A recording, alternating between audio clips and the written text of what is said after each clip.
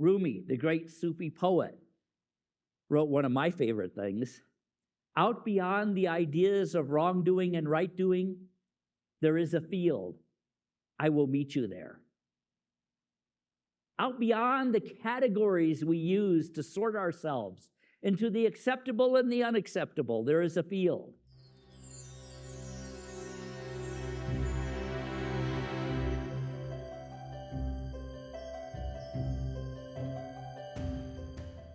Thank you, Bill and Soulshine Band. One of my favorite songs, yes.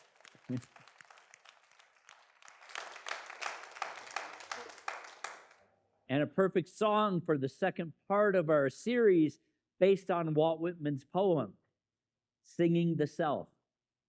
Last week, we began with Walt Whitman's audacious declaration, I celebrate myself. And we explored what Unity's teaching is about that we are made in the image and likeness of God. Therefore, we, all of us, are inherently good, inherently worthy, and right now, as we are that. And so is everybody else. Regardless of how they may be showing up, regardless of what we may be experiencing or doing, we are created in the image and likeness of God, and therefore we are all inherently good. Now, and I hope those of you that were here last week tried the practice of putting your hand on your heart for 30 seconds and saying, I celebrate myself, I am enough. How many of you don't have to raise your hand, but how many of you did that? And how did it go? Oh, I know, it's beautiful and it's grounding. But I bet someone, and probably everyone, had this little voice that came up, and it felt a little awkward. Because that little voice said, really? You? You're going to celebrate that? That's the critical voice. We call that the shadow. It's the part of us that knows about the 3 a.m. anxiety spirals. Anybody ever have those? I have them every Sunday morning. It knows about the times we said the wrong thing, about the ways we contradicted ourselves so completely that we could barely keep track. Well, today we're going to be talking about that part. We're going to name it, not shame it. We are seeking to understand it. Because Whitman had something profound to say about our complexity as well. And it might be the most liberating thing you hear all month. The thing that he said is found in section 51 of the song of myself. And it goes like this. Do I contradict myself? Very well then, I contradict myself, for I am large, I contain multitudes. I contain multitudes. Not I have resolved all of my contradictions, not I have figured out which version of myself is the real one, not I have eliminated the parts of myself I'm not proud of. He said, I contain multitudes. All of it at once. And it's not a problem, it's the point.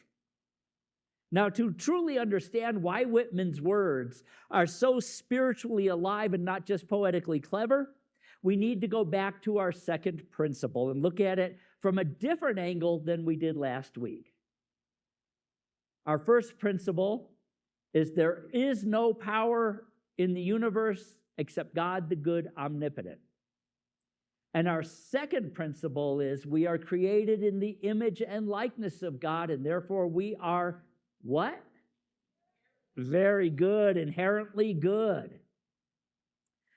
But this week I want to ask, what is the nature of the God whose image we bear? Unity teaches that we are part of God. We are in the image of God. We are in the likeness of God. and that God is everywhere present, in all things, in all places. There is no place God is not. And guess what? That means there is no emotion, high or low, no shadow, no depth that exists outside of the divine presence, including the shadow part of ourselves. Charles Fillmore wrote, God is not a being or a person having qualities. God is the totality of all good, omnipotent, omniscient, and omnipresent. The totality of all good, omnipresent everywhere. So now follow the logic with me, because this is where it gets really beautiful. If God is everywhere, in all things, as all things, and we are made in that image and likeness, then we cannot possibly be just one thing. We cannot be simple. We cannot be flat. Some of us would like to be a little flatter. We cannot be reducible to a single note. We are made in the image and likeness of the infinite. And by definition, we contain everything as well. Eric Butterworth put it this way: the whole universe is the self-expression of God. Every person is a unique and irreplaceable center through which the universe seeks to express itself. Have you ever thought about that? The universe, God, is seeking to express itself through you. You are a unique center through which the infinite shows up. Not a sliver of it, not a carefully edited highlight reel of it. You are a center, a living, breathing, contradictory, complicated, magnificent center through which all of God moves. Your multitudes are not your malfunction. They are your design. But let's be real. Most of us do not experience our complexity as a feature. We experience it as a problem. We have a version of ourselves that we like. It might be the generous one, the patient one, the spiritually enlightened one who meditates and never loses their temper in traffic. But we have all these other levels of ourselves, all these other versions of ourselves that show up. No matter how much we meditate, no matter how much we read, no matter how much we study, sometimes the jealous one shows up. The petty one. The one who eats an entire sleeve of Oreos in the middle of the night and doesn't feel bad about it until morning. That's us too. That is God expressing as well. Carl Jung, the great psychologist, had a name for these unwanted parts. He called it the shadow. And he had a radical thing to say about that. One does not become enlightened by imagining figures of light, but by making the darkness conscious. Making the darkness conscious. Not eliminating it, not posting inspirational quotes until it goes away. Making it conscious. Jung believed, and modern psychology has largely confirmed, that parts of ourselves that we exile, the parts we refuse to look at, the parts we are most ashamed of, those parts actually hold the most energy, the most power, and the most potential for growth. But here's what happens. We tend to push those parts down. We push them into the shadow. But when we do that, those parts do not disappear. They just start running things from behind the scenes. And they come out sideways in our relationships, in our reactions, in the things that make us inexplicably furious or sad. But when we turn and face it, a magic thing happens. When we say, okay, I see you. You're part of me too. The energy that was locked up in keeping the door shut gets released. And it becomes available for something creative instead of something destructive. Myrtle Fillmore got this. She understood this when she wrote, "We must learn to love all that we are, that God may find full expression through us." All that we are. Not the approved parts, not the parts we put on the Christmas card, all of it, every bit of it. And every great spiritual teaching humankind has ever known has taught that. From the Buddhist tradition comes the idea, the concept of anatta, the non-self. The idea that what we call is not a fixed, solid, unchanging thing, but a dynamic, unfolding process that's flowing like a river. Thich Nhat Hanh put it this way: we are not a fixed self. We inter-are. I like that term, inter-are. We contain the cloud, we contain the river, we contain the rocks, we contain the air and the sun, we contain the energy of our ancestors, our children, we contain the entire cosmos. We inter-are. Does that sound like somebody who's supposed to be simple, consistent, or easily categorized?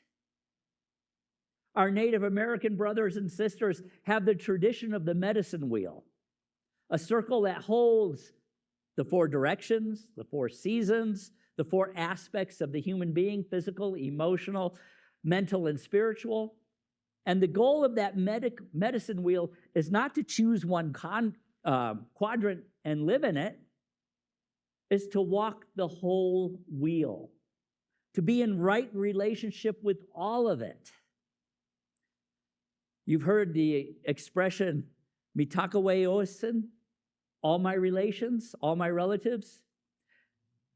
Yes, it's speaking about all of the other human beings around us, but it's also speaking about all of the parts of ourselves. It is recognition that we are in relationship with everything. Everything, the seen and the unseen, the light and the shadow, the ancestors and the descendants. We are not isolated selves. We are a web. In the Bhagavad Gita, Lord Krishna reveals to the divine warrior Arjuna his Vishvarupa, his universal form. And what does it look like? It looks like everything simultaneously. The light and the dark, creation and destruction, beauty and terror, all of it in one radiant, overwhelming brightness. In the Bhagavad Gita, chapter 10, it says, I am the self, seated in the hearts of all beings. I am the beginning, the middle, and the end, and also the end of all beings. Kind of sounds a little like something Jesus said. I am the Alpha and the Omega. I am all. That was the Christ speaking through Jesus. Rumi, the great Sufi poet, wrote one of my favorite things. Out beyond the ideas of wrongdoing and right doing, there is a field. I will meet you there. Out beyond the categories we use to sort ourselves into the acceptable and the unacceptable, there is a field. Walt Whitman called the field the large self. We call it the Christ self. Jung called it individualization. With what every tradition in its own way was saying or was pointing toward was the self is big enough to hold it all. To hold it all. Science is backing this up. It's catching up with what the mystics knew all along. Neuroscience tells us that the human brain is not a single, unified, clear driver in charge. It's a massively parallel, multi-regional organ running dozens of processes simultaneously. Many of them are in conflict with each other while they are running. The part of you that wants to exercise and the part of you that wants to stay in bed are not metaphors. They are literally different networks competing for influence. The psychologist Richard Schwartz developed a therapeutic model he called the internal family system, or IFS, based exactly on that reality. Your family here. He found that the psyche naturally organizes itself into parts, distinct subpersonalities, each with its own history, its own fears, its own positive intentions, and sometimes even its own negative intentions. And the parts that cause the most trouble, he found, are those parts of us that are trying to protect us in some way. They learned strategies at one time that served a purpose, but now no longer do. So his core insight was all parts are welcome. There are no bad parts, only parts that took on burdens they were never meant to carry originally. All parts are welcome. Does that sound familiar? It should, because Myrtle Fillmore said essentially the same thing 100 years ago. We must learn to love all that we are. So here we have the mystic, the therapist, and the scientist all arriving at the same door from different directions. And evolutionary biology adds another layer. The reason we contain so many contradictory impulses is that the drive for connection and the drive for autonomy and the capacity for compassion and the capacity for aggression, for the love of novelty and the comfort of the routine, all exist because we need all of those capacities to survive and thrive across the radically different environments that we have lived through and that we experience even now. So what this gets to is that all of the design flaws are not flaws at all. They are survival features that have been running in your family line for hundreds and thousands of years. And that family line can include cultures, it can include nations, it can include religions. And we come by the complexity of ourselves naturally. So what do we do with all this? What do we do with it? Well, I think we start by changing our relationship with that complexity. Instead of treating it like a problem to be solved, instead of trying to pick the right version of ourselves and suppress the rest, we begin to practice something every good host does. When somebody shows up at our door, we invite them in. We don't turn them away just because they're complicated or messy or inconvenient. A good host welcomes them in, offers them a seat, and listens to what they need. What if you tried that with yourself this week? When that part of you that's the shadow part shows up, don't affirm it away. Don't surround it in a pink bubble and send it away. Invite it in. Invite it in. What if the anxious one shows up? The angry one? The one who just wants to hide? Invite it in. Say, hello, I see you. You're part of me. What are you trying to tell me? There's a poet, Rainier Maria Rilke, who writes, perhaps all the dragons in our lives are princes and princesses who are only waiting to see us act, just once, with beauty and courage. Perhaps,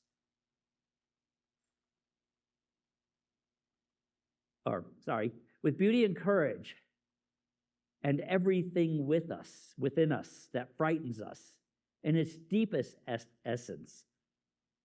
It's something helpless that wants our love. Everything that frightens us in ourselves, waiting for our love. That's the practice. That's not fixing, not suppressing. That's welcoming, loving, and making room.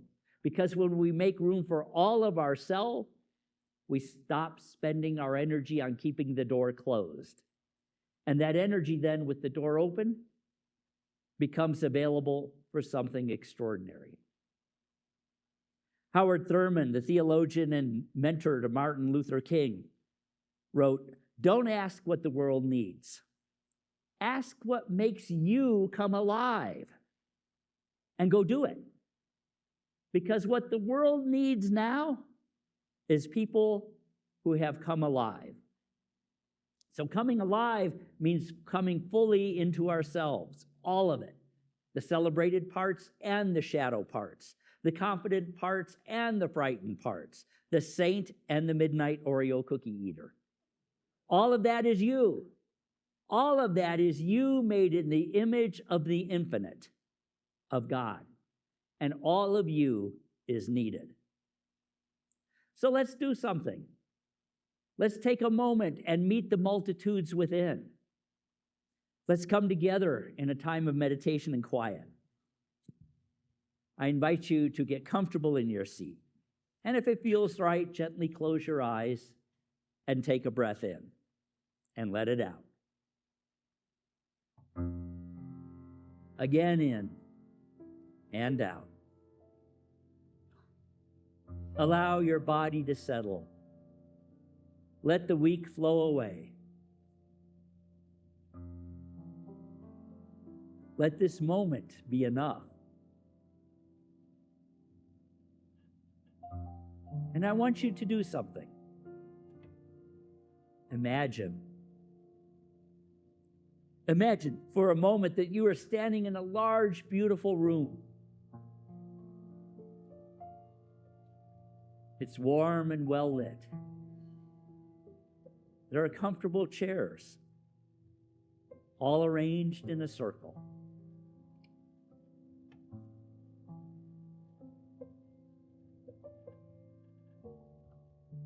And slowly, as you sit down,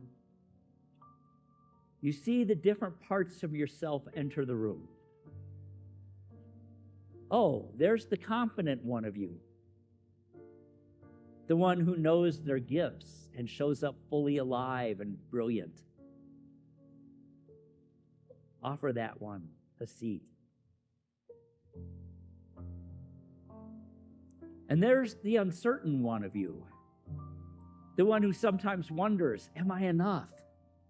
Am I doing it right? Welcome that one in and offer it a seat. And then there's the tender one of you, the one who feels deeply, maybe more deeply than you let show. Welcome that one in and offer a seat. And then there's you that shows up as frustrated, the one that has sharp edges sometimes. Oh, don't turn that one away. For that one has something to offer as well. Give them a seat. Then there's the playful one, the creative you, the you that showed up before the world told you who you had to be. Let it have a seat.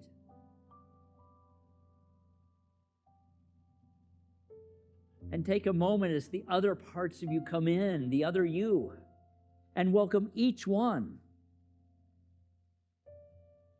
The ones you love, the ones you're not sure about, the ones you've been trying to keep out. Let this room be big enough for all of them. Let the circle be big enough. Let there be more than enough chairs.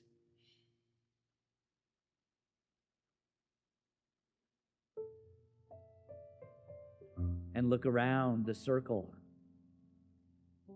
Look around at all of you, yourself. See how full the room is? See how many facets of you there are.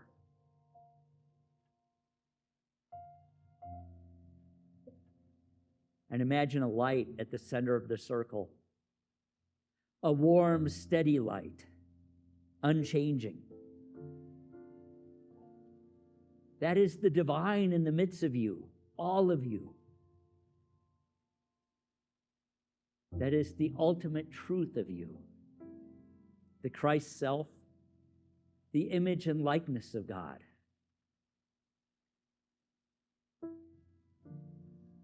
It's the you that holds all the parts of you together. And together all of the parts of you make that light. It flows out and it gathers in. Not by controlling all the parts of you, but by loving them all equally.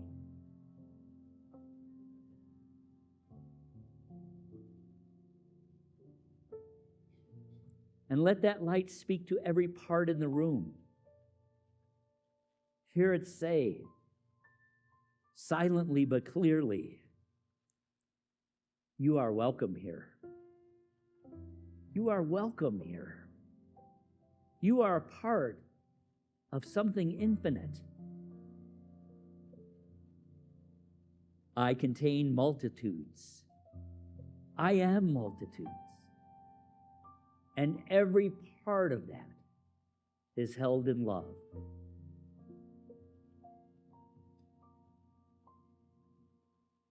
Feel that love. Feel that acceptance. Bless each and every one in that circle.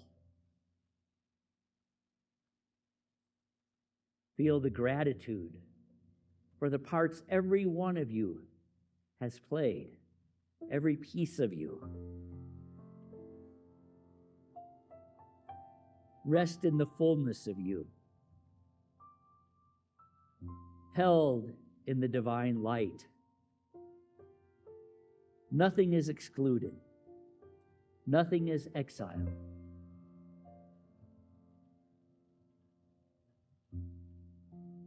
Nothing is separate. Feel that oneness. Feel that acceptance. For this is you, all of you. And no matter how you may have judged each part, no matter how it showed up, every piece of you is divine. Every part sitting in that circle is holy and sacred.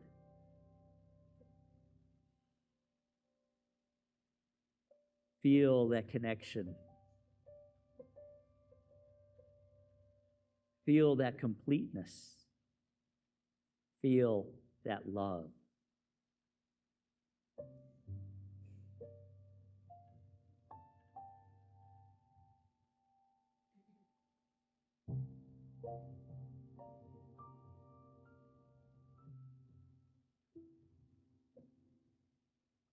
And as you feel that, say, I love you. I love you. Thank you. I am whole, I am loved, and I am enough. I am whole, I am loved, and I am enough.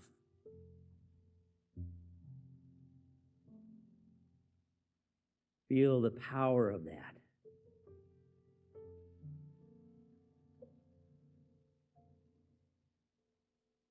I am whole. I am loved. I am enough.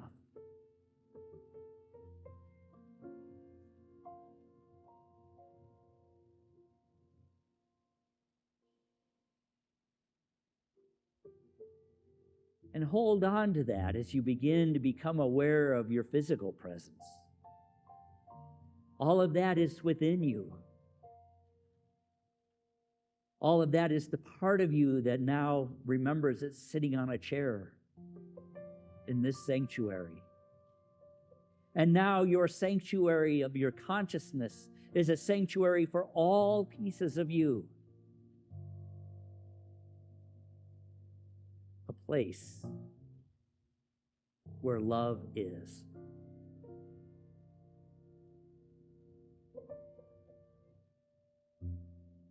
When you're ready, gently bring your awareness back to this room in this moment. Open your eyes.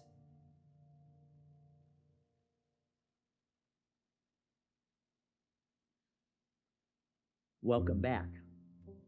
All of you, all of the pieces of you. Walt Whitman spent a lifetime being told that he was too big, too much, too strange, too contradictory, too everything. And his answer, do I contradict myself? Very well then. I contain multitudes. That's not arrogance, that's liberation. That's liberation. Walt was the man who finally stopped trying to make himself smaller than he was and decided to be instead as large as truth required. And you can do the same. You are made in the image and likeness of a God that contains everything, every moment, every paradox, every shadow, and every light. And because of that, you are allowed to be complex. You are allowed to contradict yourself. You are allowed to still be figuring it out. You know, as I was writing this, I finally got Charles's statement. I reserve the right to change my mind. It wasn't just about studying. It was about becoming aware of who he was and all the parts of himself. I contain multitudes. So this week, I want to leave you with a practice you can do. Last week, it was holding your hand on your heart. I celebrate myself. I am enough. So this week, I want you to do something when the anxious one shows out, the impatient one shows out, the one who eats the Oreos shows up. Instead of trying to go to war with it, try saying, "Hi, I see you. Welcome. You are a part of me, and I contain multitudes." That's not resignation. That's not permission to stay stuck. That's the beginning of a real relationship with yourself. And your relationships always start with the welcome. So try that this week. And then next week, we're going to go even deeper. If this week is about making peace with all of the parts of yourself, next week is about discovering something profound that the other you've been in conflict with out there might not be as separate as you think. Michael will be leading us in that lesson and exploring that with us. But for today, go home to yourself, all of yourself, because you have been waiting. Namaste.